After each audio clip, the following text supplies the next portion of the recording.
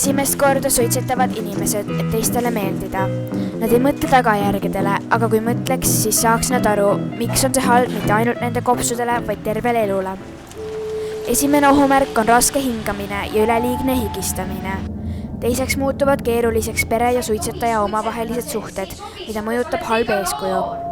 Seejärel algab pidev köhimine.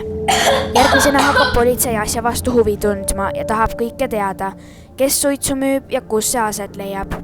Edasi suureneb närvilisus ja kasvab nikotiinivajadus, nii et sa hakkad seda juurde tahtma. Need on 5 kõige suuremat ohtu peale vähktõve, mis võib ka arenema hakata.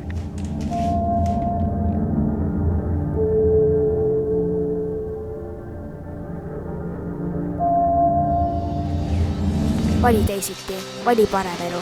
Ole osa suitsupreisklassist.